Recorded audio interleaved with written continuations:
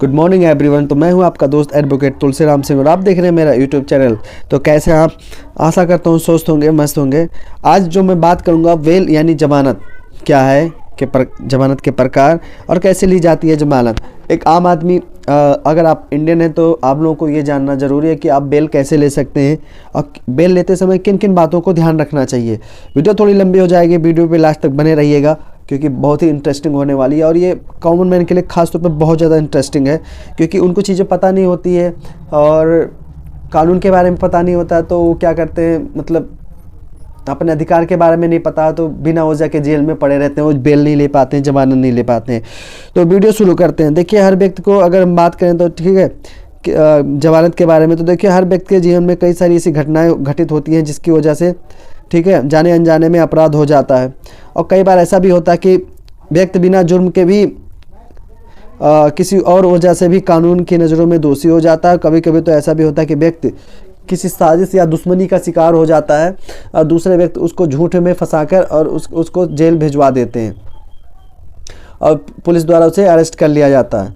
इसमें कभी कभी बिना कोई जुर्म किए हुए व्यक्ति सिर्फ अपनी रंजिश के कारण बहुत परेशानी झेलते हैं और उसे पुलिस द्वारा बहुत परेशानी उठानी पड़ती है। लेकिन ऐसे व्यक्तियों के लिए कानून में जमानत यानी बेल लेने का अधिकार है, प्रदान किया गया है। इस अधिकार का उपयोग करके कोई भी व्यक्ति जमानत प्रदान कर सकता है। लेकिन अपराध की गंभीरता को देखते हुए कई बार ऐसा होता है कि जमानत नहीं मिलती है क्योंकि कुछ अपराध ऐसे हैं जिनके लिए जमानत की व्यवस्था नहीं की गई है, जिसको नॉन कॉग्निजेबल ऑफेंस बोलते हैं।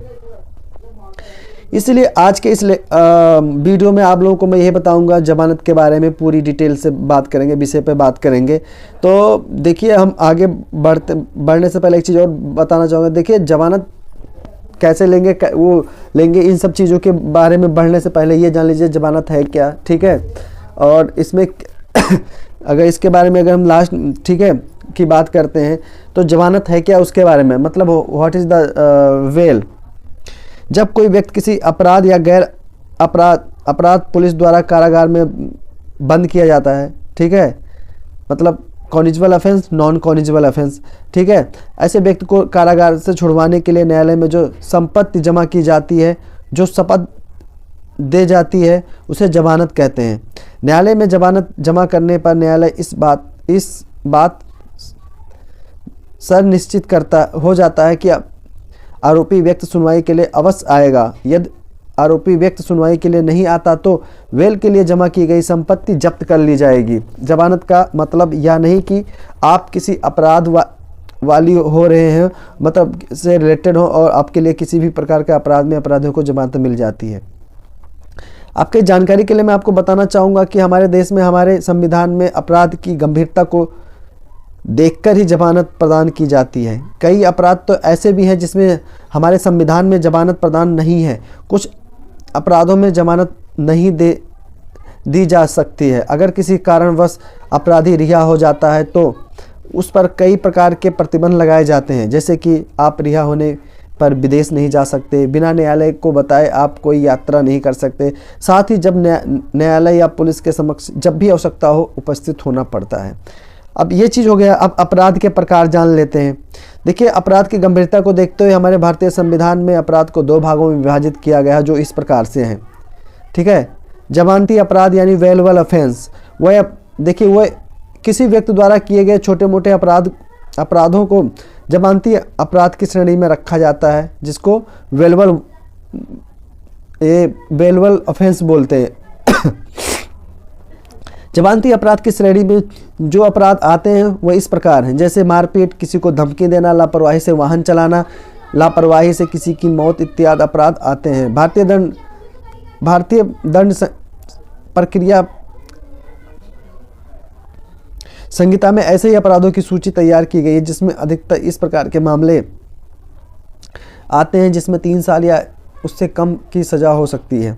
इस प्रकार के मामले में CRPC की धारा 169 के तहत थाने में ही बेल देने का प्रावधान है। ऐसे अपराधों में अपराधी थाने में ही बेल बॉन्ड भरता है और उसे बेल प्रदान कर दी जाती है।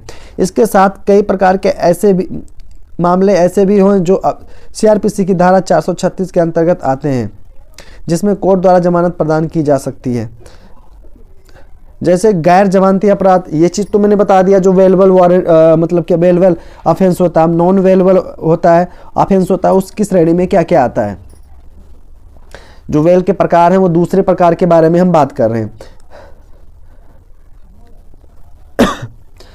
भारत सरकार ने अपराध की गंभीरता को देखते हुए भारतीय संविधान में भारतीय दंड प्रक्रिया संहिता में कुछ अपराधों को गैर जमानत की श्रेणी में रखा, जिसके लिए कोई भी व्यक्ति बेल प्राप्त नहीं कर सकता है। गैर जमानती अपराध को श्रेणी में जो अपराध आते हैं वह इस प्रकार हैं, जैसे रेप, अपहरण, लूट, डकैती, मर्डर की कोशिश, गैर इरादतन हत्या, फिरौती के लिए अपहरण आदि मामले शामिल हैं।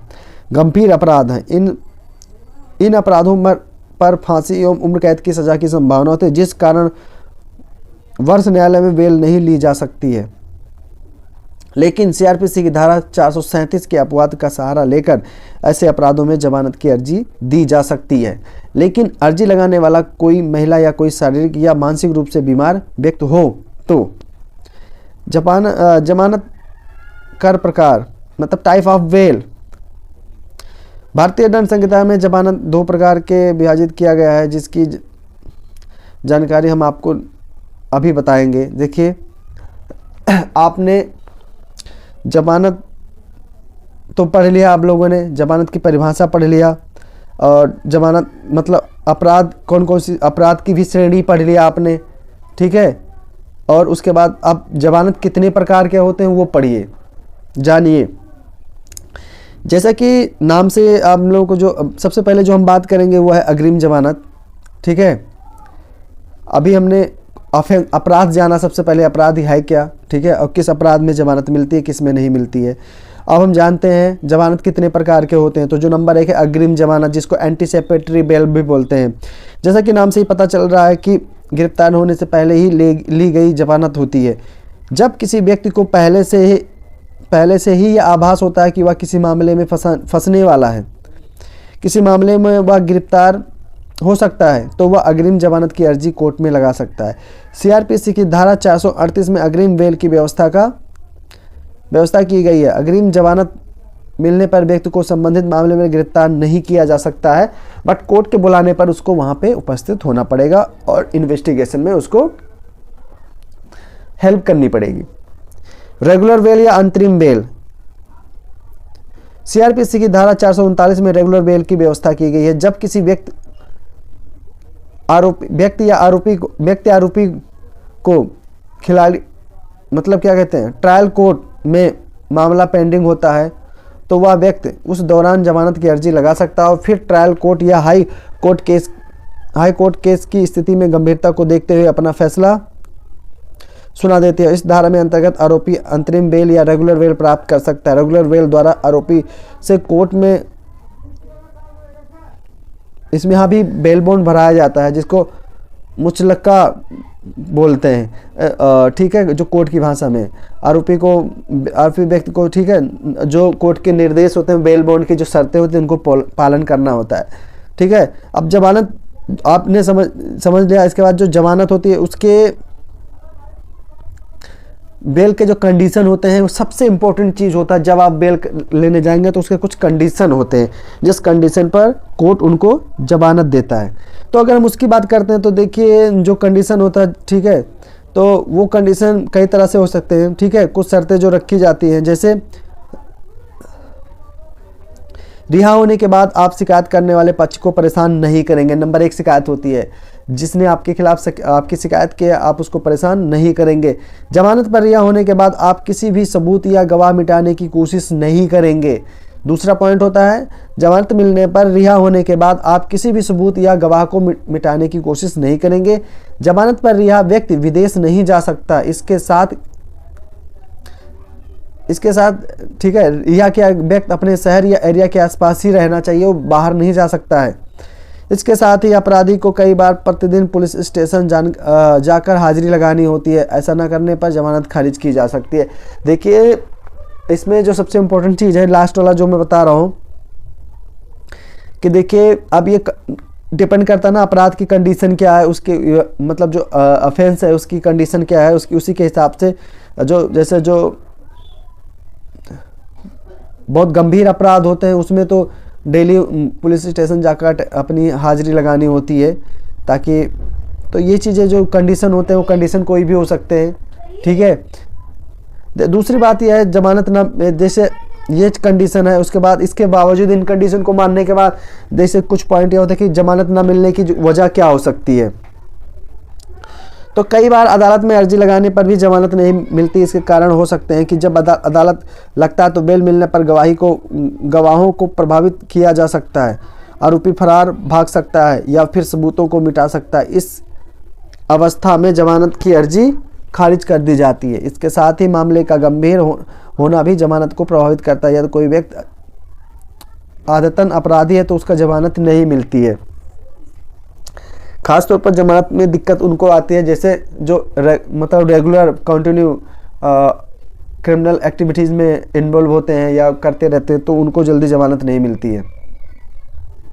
कोर्ट से जमानत कैसे लिया जाता है, मतलब अगर हम इसको बात करें how to get the bail from court, तो किसी भी मामले में कोर्ट से बेल लेना बड़ा ही मुश्किल काम होता है। लेकिन यदि एक अच्छे वकील द्वारा क्या कहते हैं सभी तथ्यों को जाने और जमानत की अर्जी में लिखे, ठीक है, तो जमानत आसानी से मिल सकता है। जमानत की अर्जी लिखते समय बहुत सारी बिंदुओं पर ध्यान देना चाहिए। जैसे कि जमानत याचिका में आपको यह अवश्य लिखना है कि शिकायतकर्ता ने आपके खिलाफ झूठी FIR दर्ज कराई, नंबर 1 पॉइंट। नंबर 2, शिकायतकर्ता ने ऐसा क्यों किया इसका कारण भी बताएं, ताकि कोर्ट को समझाना आसानी हो कि वास्तव में FIR झूठी दर्ज कराई गई है या सच्ची कराई गई है। इसके साथ ही स्टेटमेंट जो कि FIR उसमें आप कमियां निकालकर अपने आवेदन पत्र में दिखाएं।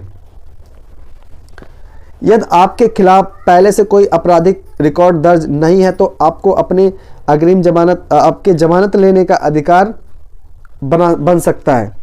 साथ में ही जमानत के लिए आप किसी अच्छे वकील के माध्यम से आवेदन करें।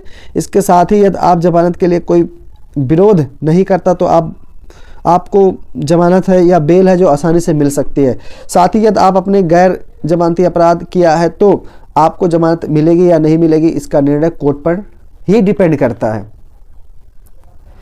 देखिए ये तो आप लोग को मैंने बता दिया कि अभी हमने जो अपना जो पॉइंट है, ठीक है, कोर्ट से कैसे बेल लेते हैं, कैसे जमानत लेते हैं। अब अगर जमानत कोई ले रहा है तो उसका विरोध कैसे करेंगे, ये बहुत, ठीक है, इम्पोर्टेंट पॉइंट है। अक्सर जोड़ तोड़ में आपने देखा होगा कि अपराधी कोर्ट से जमानत प्राप्त करने की कोशिश करते हैं या फिर बेल लेते हैं। तो ऐसी स्थिति में अपराधी को सबक सिखाने के लिए बेल का विरोध किया जा सकता है और आप ऐसे व्यक्ति का जमानत रद्द भी करवा सकते हैं। अदालत में आप अपने मेडिकल के पेपर साथ में लेकर जरूर जाएं। इन पेपरों को दिखाकर आप जमानत का विरोध कर सकते हैं।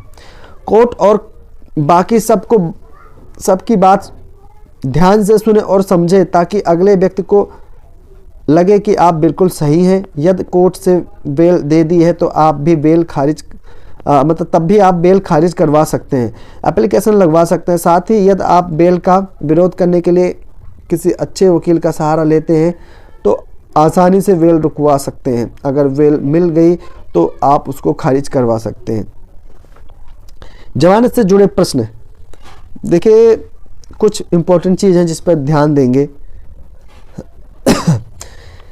देश की कानून व्यवस्था को मजबूत बनाने के लिए विभिन्न प्रकार के कार्यों को आगे लाती रहती है। जैसे कि अक्सर देखा जाता है कि व्यक्ति अपराधी ना होने पर भी उसे अपराधी घोषित करके जेल में डाल दिया जाता है, जिसके लिए सरकार कानून व्यवस्था में जमानत का प्रबंध किया गया है। ये चीज़ आप लोगों को मैं पहले बता चुका हूँ, ठीक है।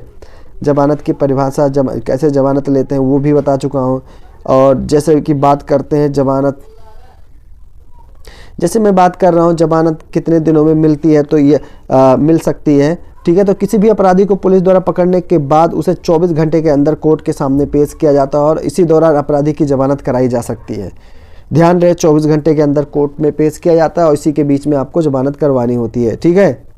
जमानत के बाद क्या करना होगा, अगर ये जैसे आप लोगों का सवाल होगा। जमानत मिलने के बाद अपराधी को कोर्ट के अनुसार एक निर्धारित दिनांक के अनुसार कोर्ट में हाजिर होना पड़ता है। अगर अपराधी समय पर निर्धारित की गई डेट को कोर्ट में हाजिर हो जाता है तो उसे कुछ समय बाद उस केस से निकाल दिया जाता है।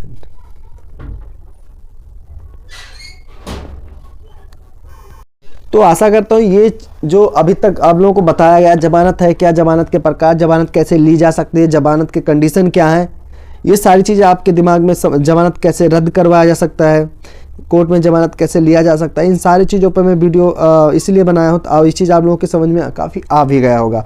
और मैंने इसमें काफ़ी ज़्यादा बेसिक वर्ड यूज़ किए हैं, ना कि कोर्ट वर्ड यूज़ किए हैं। शुद्ध हिंदी में हिंदी का उपयोग किया हूँ ताकि हर व्यक्ति के समझ में ये चीज़ आ जाए।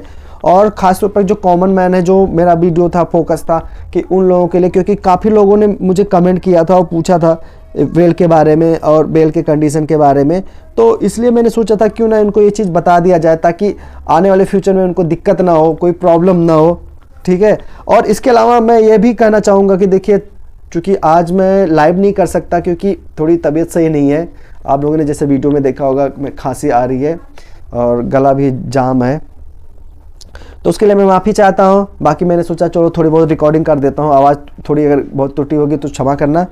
और जमानत बेल से रिलेटेड अगर कोई भी सवाल होगा या इंडियन या लड़ाई झगड़े मुकदमे से रिलेटेड तो आप मुझे कमेंट कर सकते हैं, आपको बिल्कुल बताया जाएगा। अगर आप लॉ स्टूडेंट हैं तो आपके लिए भी ये चीज़ बहुत ज़रूरी है, क्योंकि ये जो चीज़ बताई गई है वो आपके लाइफ में बहुत ज़्यादा काम आ सकता है। तो मैं फिर मिलूँगा एक नई वीडियो के साथ, तब तक के लिए जय हिंद।